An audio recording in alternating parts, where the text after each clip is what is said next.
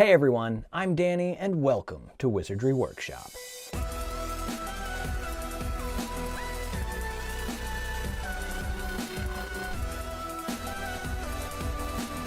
In today's video, we're going to be making Hogwarts ID cards. These could be for students or teachers or any faculty or anyone associated with Hogwarts. I actually made my card into a Hogwarts Mystery ID card with my character from Hogwarts Mystery on it, and I will show you exactly how this is done.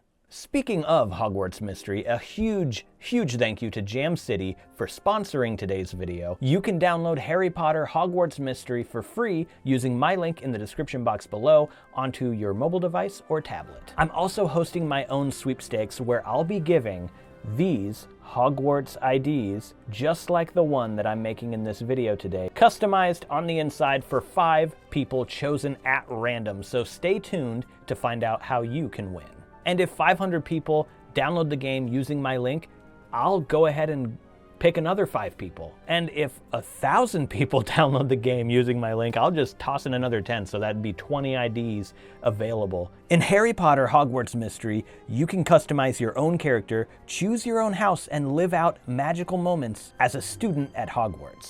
My favorite house is Hufflepuff, one, because I'm a Hufflepuff, and I've always felt that they were underappreciated for their loyalty and friendship. It's also really exciting to see the Hufflepuff common room for the very first time and experience Hogwarts from a Hufflepuff's perspective.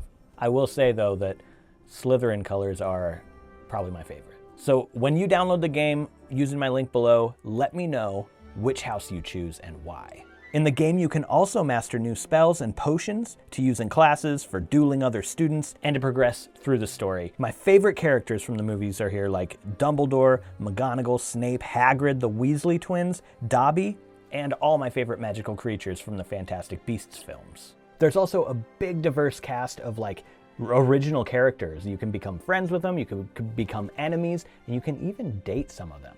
I was really excited to see the freedom you have to create custom characters that really feels like you. A whole bunch of different diverse hairstyles and outfits you can unlock. You can even decorate and customize your own dorm room. But wait, there's also Quidditch. You can play anytime as you unlock and learn each position, work your way up to captain, and progress in an exciting, unique storyline. As I said, I'll be picking winners, which I'll be customizing and putting together by hand 5 of these ID cards. To enter, you need to download the game using my link, screenshot yourself reaching Chapter 7 of Year 1, and then tag me on Instagram or Twitter. I'll pick the winners at the end of the month, and then I'll announce them on Instagram. If we hit 500 downloads using my link, I'll add another 5 winners into the pile. And if we hit 1,000 downloads using my link, like I said, I'll add another 10. So there's the potential for 20 of you guys to win completely customized, handmade Hogwarts ID cards. My download link in the description acts as a creator code, so anytime you spend in-game, you'll be helping support me here. Thanks again to Jam City for sponsoring this video. In the description box, you're going to find links to all the supplies I used to make this DIY, as well as the free downloadable templates. Let's get started. So to make this DIY, first, of course, we're going to need to download and print the templates. You can just go ahead and print it and put all this stuff in manually. I'm also including an editable template so that you can put in your own info here and your own photo. I've taken my character from Hogwarts Mystery and put him right here, and I'm going to show you how you can do this with your templates. In Hogwarts Mystery, you want to hit your player icon in the top left, and then you're going to want to hit the shopping icon in the bottom left, and then you can see your character here. If you hide the panel, you can zoom in and position them however you want. You can also, as a little tip, you can try on clothes that you haven't actually bought yet, and you can wear those as you take your screenshot. So if you want to wear something fancy you don't own, you can do that on your ID card. I am just going to go ahead and put him in regular house robes, and then we're going to take our screenshot. On Android, you can take your screenshot with the power button and the volume down button at the same time. I'm not sure about iOS. Then you just want to email yourself that screenshot and download it to your computer.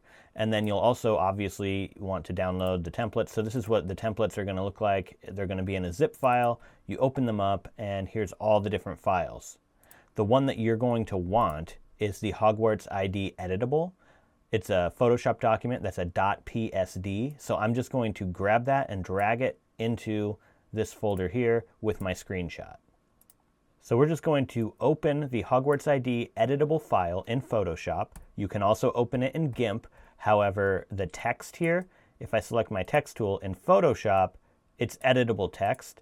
But when you open a Photoshop file in GIMP, it converts editable text into just a flat image.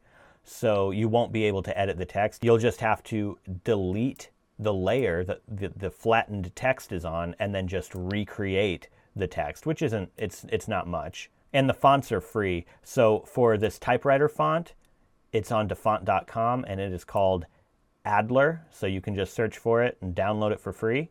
And then the other one where I have my zodiac sign and there's two different symbols over here. That one is also on Dafont and it is called astro.basic.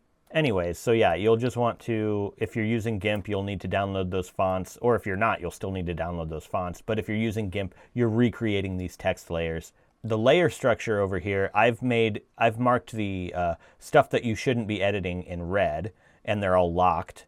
You can show and hide them. So this is the version that if you're foiling it, there's no H there. If you're not foiling it, you can just hide this layer that says front, and then you'll see the front no foil layer underneath. So that's how you can just use the one that doesn't need foiling. There's also the fingerprints. If you're going to do your own, you can hide that one. And Dumbledore's signature right below that, these are marked in blue, you can hide that if you're going to have some other signature there. And if you don't want the stamps on there, you can also hide the stamps layer. Now within the green marked folder, this is the stuff you want to edit. So that says custom info, and inside the info folder, that's all the text. And then inside the photo folder, there is a place for you to put your photo. I'm not going to go into explaining how layers work in Photoshop or GIMP, but if you're curious and don't know how that works, you can go ahead and do some research, and the information is pretty easy to come by online. So we're just going to grab our screenshot and drag it into the file. I'm going to put that photo inside the photo folder underneath this layer, which is layer 24. I forgot to label it. Now I've put the screenshot below layer 24 because this is kind of like that kind of dirty, grimy texture. If I hide it, you can see it. I think the photo looks a bit too clean and new. So that's why we did that. The mask on this folder has now masked off the photo, so you don't even have to do any cropping or anything. And we're just going to use the move tool to position it where we want it. You can scale it down if you want to, whatever you want to do. And that is pretty much it. When you are satisfied with all the stuff that you've done here, all you need to do is hide all of these different layers and folders except for the one that says back and the background. Select all, or Control A, Control Shift C, or you can also go to Edit and Copy Merged right here.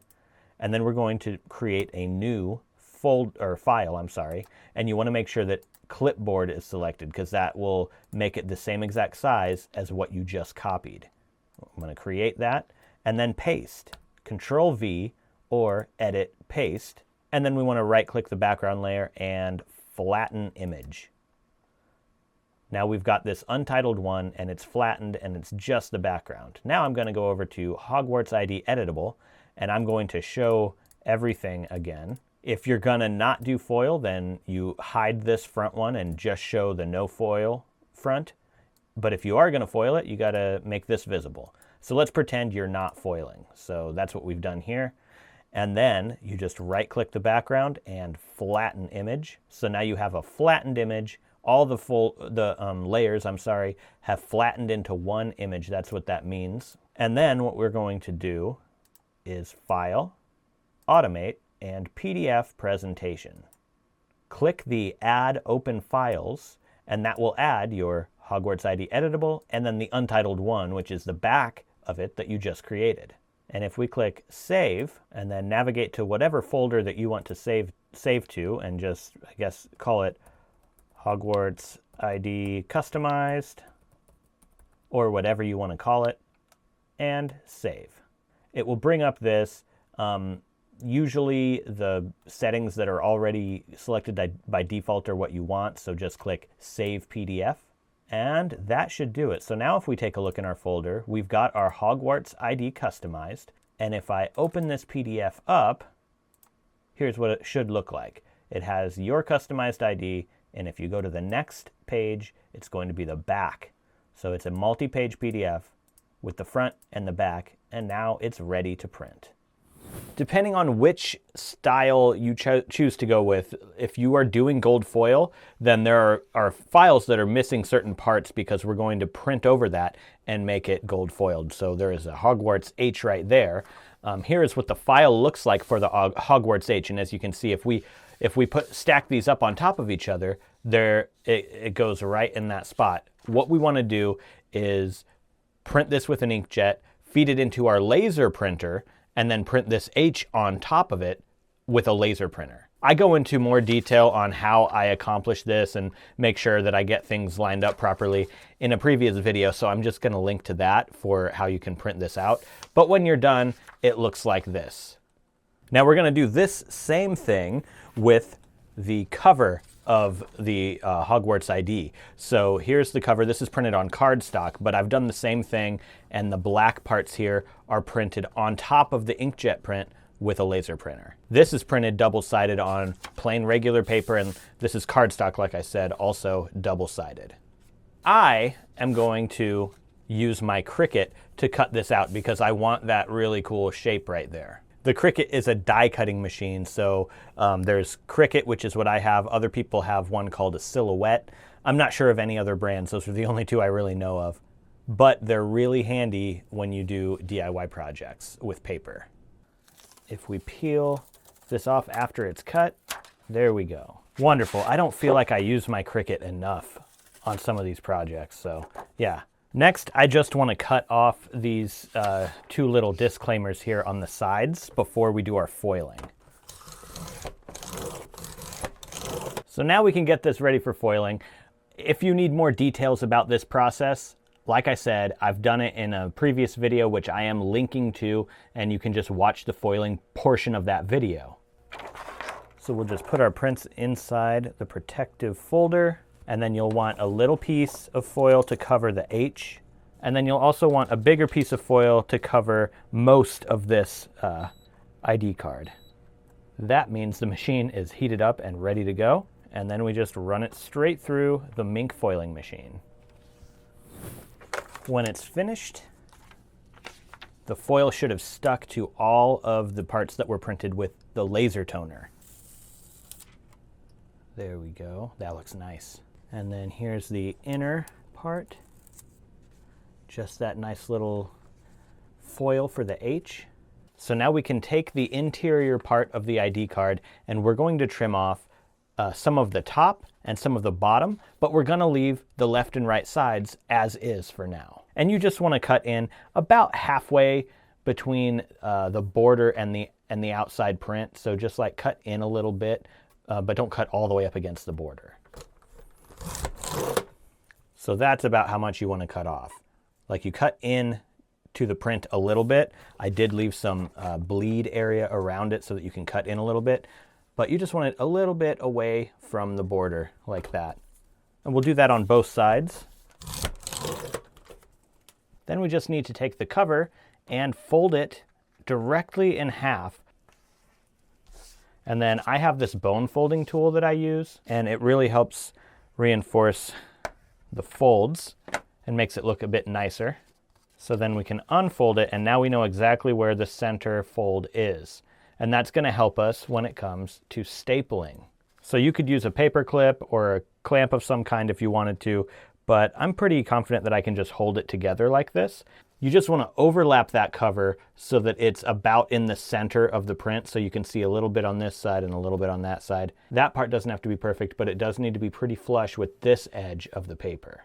I'm just going to pinch right here and hold them together, And then with my long reach stapler, I can actually measure the very center of that, and then I can staple it together exactly where it needs to be. So we've got one right there, and then we're just gonna do another one a little bit further down.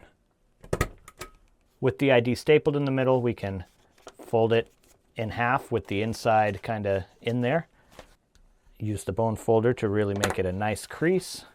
This part folds inward toward the center, and we'll just fold that right there. Fold it closed. Reinforce all those little folds. And now all we have to do is trim the top and bottom flush with the bottom and top of the cardstock cover. And when we're all done, we've got this beautiful looking gold foiled Hogwarts ID card. And if we open it up, there are some stamps in here, and then it's customized with my Hogwarts Mystery character. Right here at the end of the video, I wanted to put a few tips for if you're like doing this and you can't open this in Photoshop or GIMP to actually fill the info. You're gonna have to put it in manually. So one thing to note is that this stamp right here, the photo that you put in, you're not gonna have this edge of the stamp. It's gonna be on top of that. So keep that in mind. If you glue your photo in, that's what it's gonna look like. There is a version that has the fingerprints on it and the rest blank, but you could kind of do your own real fingerprints in there if you got some ink and did that, like a little ink pad. Other than that, all you're gonna wanna do is, fill in your information. If you want to do something other for the title, it could be like Potions Professor or Potions Master or Charms Professor. You could even put like Groundskeeper up there. This doesn't have to be a student ID. It could be any other kind of ID. And if you guys do make one for your Hogwarts Mystery character, I really do want to see those, so go ahead and tag me on Instagram or Twitter. Let me know what you guys think. I'm loving that gold foil. Remember, there's the potential for 20 of you guys to win a handmade, customized ID just like this. If you missed how, go back to the beginning of the video and watch it. Thank you guys so much for watching this video, and I'll see you in the next one.